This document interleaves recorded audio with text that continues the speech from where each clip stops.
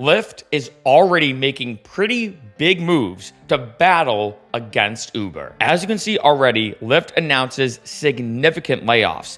Lyft employees are told to return to office a day after over 1,000 people were laid off. And if I scroll down, you can pretty much see the general idea of this, that they laid off over 1,000 people just to try to compete with Uber. I already did a video talking about the new CEO.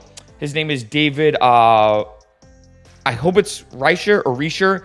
I'm not exactly sure how to pronounce the last name, but when he kind of came about, he said, look, there's a lot of things we need to do to combat Uber, kind of going back to the basics, looking at what the riders really want, what the drivers really want. And because the stock of Lyft has been going down, the revenue's been going down, there's a lot of issues with Lyft. Although it's really tough, being honest, obviously it's a very, very difficult move to lay off over 1,000 people, almost which seems like kind of not out of nowhere, but pretty quickly, and then say to all your employees like, hey, by the way, you have to return to office. Lyft is already making pretty big moves. I mean, this is obviously very unfortunate, right? Like having to tell over 1,000 people, hey, sorry, you don't have a job anymore. And then saying to all the employees that are still on board, hey, by the way, no more remote working. You have to come back to the office.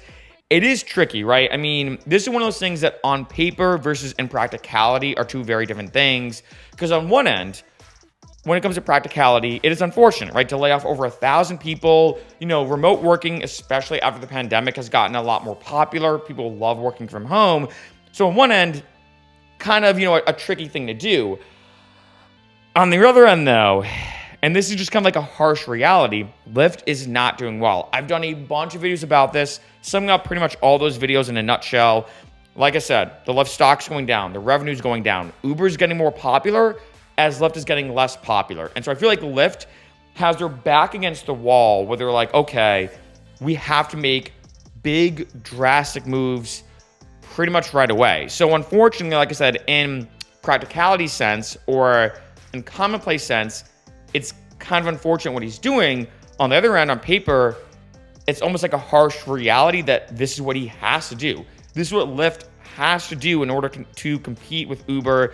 Of course, reducing all their costs as much as possible, kind of creating their new path or however they want to do it. I mean, let me know what you think in the comments about this because, of course, it is unfortunate.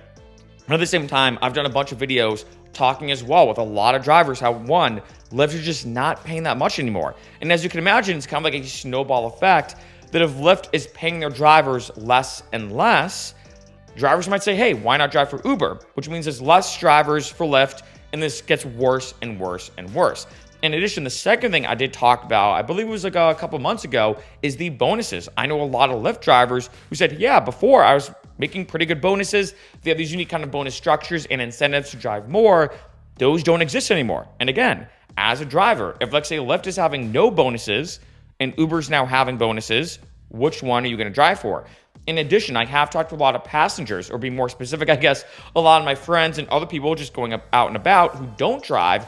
And they say, yeah, I got to be honest, I feel like that lately Uber's been cheaper than Lyft. And again, this creates that kind of snowball effect where, of course, for let's say most people taking an Uber or Lyft, everybody does this. They pull up Lyft, they pull up Uber, whichever one's cheapest, they take that ride. And it's like, well, if Lyft is going to be over and over again consistently more expensive than Uber, for the common person, they're going to take an Uber, which means there's less people taking Lyfts. And so this caused a huge snowball effect. And so although this is very unfortunate, again, of course, I feel, horrible, of course, for all the, over the 1,000 people that just lost their jobs working for Lyft and everything.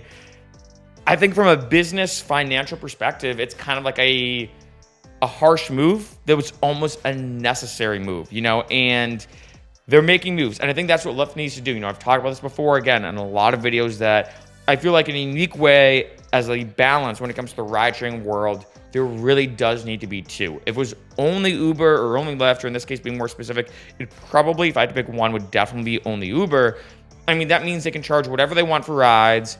They can pay their drivers however they want. And granted, do I think that would actually happen? I guarantee the government or some kind of federal entity would definitely get involved, because also then they would have a monopoly over the entire ride-sharing market, period, right? It would just be them. And yes, there are other ride-sharing companies out there, but they're usually very targeted towards cities. Like they're just in Boston, just in Austin, just in Phoenix, for example. There's, different ones, but they're really just for specific cities. Uber and Lyft are the only ones that have like a global, I guess not necessarily completely global, but a big blanket over huge different areas, right? Lyft primarily being in the United States and Canada, and then Uber, well, in this case now being pretty much worldwide. I did a video, I think it was last year, 2 years ago. My sense of time, I feel like since the pandemic is kind of off, but that Uber is now in Costa Rica, which, by the way, they pay horrible to their drivers, but Uber's in Costa Rica. Uber, I know, is in Europe, right? So there's different parts of the world, not just the country that Uber's being a part of.